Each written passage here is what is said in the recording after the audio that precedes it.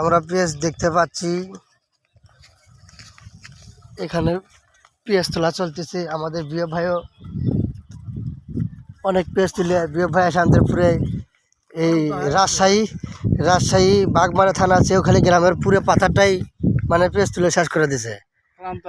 ক্লান্ত হয়ে গেছে। তাও কয়শো মন পেঁয়াজ তুলছেন? 20 বস্তাত কয় মন হইবে? আমি আইডিয়া করছি নিম্ন 200 মন পেঁয়াজ তুলছেন, আপনি করছেন 20 বস্তা তুলছে। এটা না দেখেছি 3 বস্তা। আর বস্তা কি সেগুলো কি লিয়ে গেছে? ট্রাক দিয়ে লিয়ে গেছে। এখানে তার মানে এই পাতারের ভেতর ট্রাকও আসে তো ঘোড়ার গাড়িতে নিয়ে গেছে।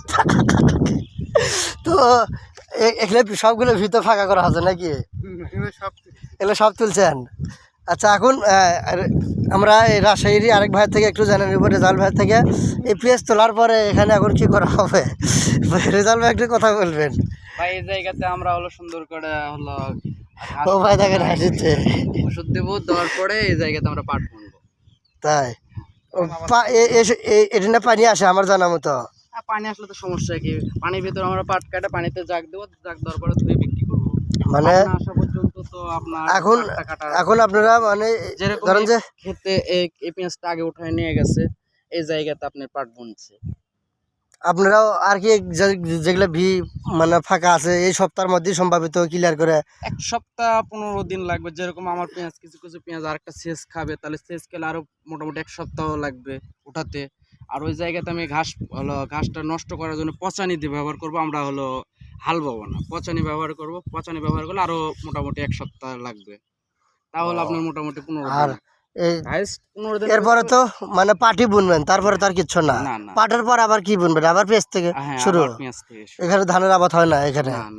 যেগুলো আরো উঁচা জমি সেগুলা ধানের ক্ষেত হয় আপনার ওই যে উপর দিয়ে মানে যেগুলো আরো একটু উঁচে।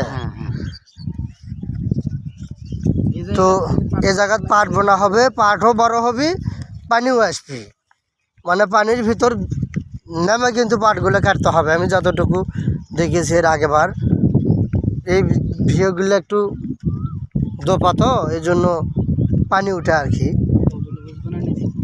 ওই এলে আর কোনো ভিডিও দেখবে না, আমার বগুড়ার মানুষেরা দেখবি। আমি আমার বগুড়ার ভাষাতে কথা বলতেছি, আমি কোনো ভাষা না আমি। ঠিক আছেন বিয়ে ভাই? তো এগুলা যে দোপা দেখতে পাচ্ছেন, দোপার ভিতরে একটু পানি জমে থাকে।